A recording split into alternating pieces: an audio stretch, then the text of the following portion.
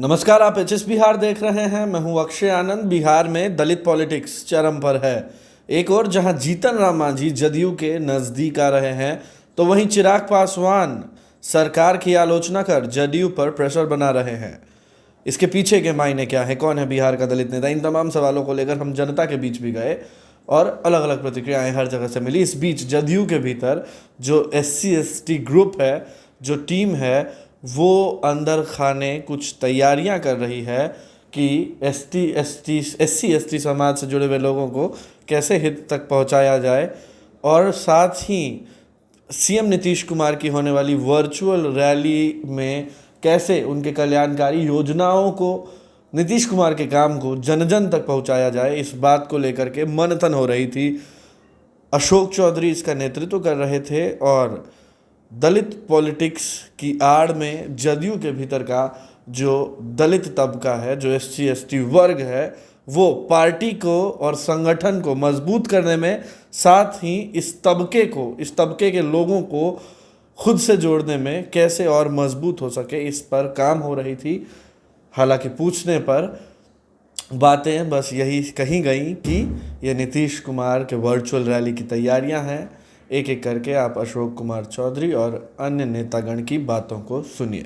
तो हमारे पार्टी के जो दलित नेतागण हैं, MP हैं, मंत्री हैं, MLA हैं, ex-MLA हैं, पार्टी के पदाधिकारी हैं, उन सबको बुलाया गया है क्योंकि ये हमारी नैतिक जवाबदेही है कि माननीय नेता ने इन 15 वर्षों में हमारे समाज को सशक्त और मजबूत कराने का काम किया है और पूरी तरह से राजनीतिक, सामाजिक और आर्थिक रूप से हमें सबल बनाने का काम किया है। लोकतंत्र में, प्रजातंत्र में सबसे बड़ा पर्व चुनाव होता है और हमारे समाज के लोगों को कोई दिग्भ्रमित न करे, कोई हमारे समाज के लोगों को कोई बुलावे में ना आए, इसके लिए हम लोग रणनीति बना रहे हैं कि कैसे अपनी बात को, जो माननीय नेता ने काम किया है, उसको हम जन जन तक पहुंचाने का काम करें। कैसे हम इस चुनाव में हम जिसको बोलते हैं आक्रामक होकर के माननीय नेता की बातों को जनता तक पहुंचा सकें। 6 को माननीय नेता का वर्चुअल रैली है, उस रैली के माध्यम से जनता तक, हमारे लोगों तक कैसे बात पहुंचे, उसकी क्या रणनीति हो, उस पर चर्चा करने के लिए हम लोग आपस में बैठ के चर्चा करने का काम कर रहे हैं। जो हम लोग के आदरणीय नेता ने काम किया है दलित समाज के लिए, महादलित समाज के लिए, निश्चित तौर पर आगे भी लोकसभा चुनाव में महादलित समाज के लोग बड़े पैमाने पर साथ दिए और ये तो विधानसभा का चुनाव है, तो लंबे समय तक उस वंचित समाज को मुख्य धारा में लाने का काम किए। तो अनुसूचित जाति जनजाति समाज का जो है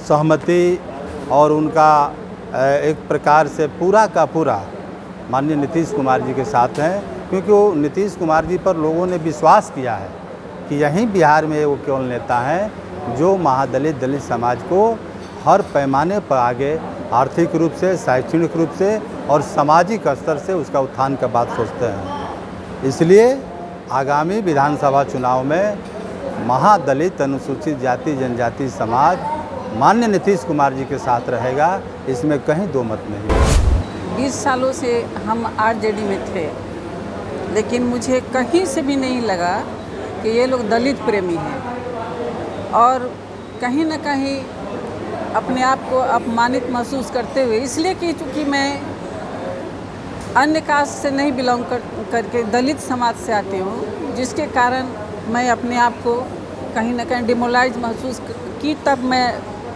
चूँकि मैं पूर्व से जानती हूँ इस पार्टी को, समता पार्टी में जब थे तब माननीय आदरणीय श्री नीतीश जी के साथ हमको काम करने का मौका मिला था और इन्हीं आशा और विश्वास से जो विकास का काम इन्होंने किया इन अपने कार्यकाल में, 15 साल के कार्यकाल में, उससे प्रभावित होकर के, चूँकि मुझे अपने क्षेत्र का विकास करना, मेरा क्षेत्र बहुत ही पिछड़ा जगह है, चूँकि सुरक्षित सीट होने के कारण वहाँ समुचित विकास नहीं हो पाया था और मैं अपने प्रयास से माननीय आदरणीय श्री मुख्यमंत्री श्री नीतीश कुमार जी से मिल करके और अपने क्षेत्र का विकास कराया और इन्हीं और आशा और विश्वास के साथ मैं जदयू ज्वाइन की हूँ फिर, क्योंकि मुझे नीतीश जी पे भरोसा है, आदरणीय मुख्यमंत्री जी पे मुझे भरोसा है कि वो मुझे सहयोग करेंगे।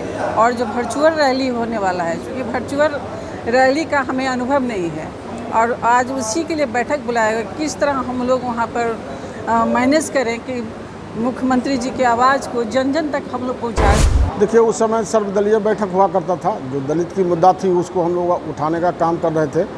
और आज हम लोग जो हमारे जनता दल यूनाइटेड के जितने भी माननीय मंत्री हैं, माननीय लोकसभा सदस्य, राज्यसभा सदस्य, संविधान मंडल के जो सदस्य हैं, जिला परिषद सदस्य, सारे के सारे सदस्य आए हुए हैं।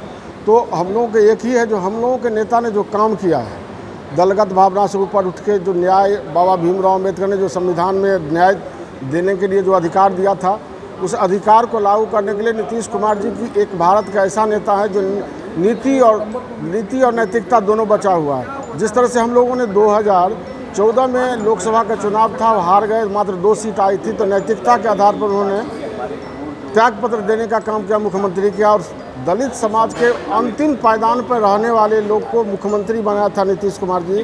तो ऐसा त्याग मैंने समझता हूँ कि भारत में कोई लीडर किया होगा।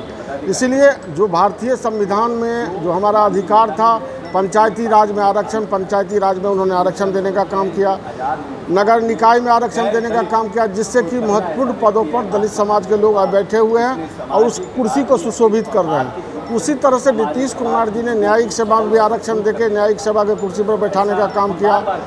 उसके बाद उद्यमी योजना है जिसमें 10 लाख रुपया दिया जाता है। उसके बाद परिवहन योजना है जिसमें दलितों को आगे बढ़ाने के लिए उसको मालिक बनाया जाता है गाड़ी लेकर के। तो भिन्न भिन्न योजनाओं में दलित का यदि सबसे बड़ा कोई नेता है तो उसका नाम नीतीश कुमार जी है। दलित समाज में कोई पैदा ले लेने से दलित का नेता नहीं हो जाता है। जो दलित समाज के लिए काम करता है वही नेता होता है। इसलिए नीतीश कुमार जी दलित समाज के सबसे बड़े लीडर हैं और दलितों के सबसे बड़ा कल्याण का काम कर रहे हैं। तो सुना आपने, हर कोई तैयारियों में लगा है। वर्चुअल रैली की तैयारियां ज़्यादा हो रही हैं। बहरहाल आप एचएस बिहार के साथ बने रहे। अगर अभी तक आपने हमारे चैनल को सब्सक्राइब नहीं किया है तो सब्सक्राइब कर लें, बेल आइकन भी दबा दें। अगर ये वीडियो आप फेसबुक पर देख रहे हैं, हमारे पेज को लाइक करें। आपका बहुत बहुत शुक्रिया।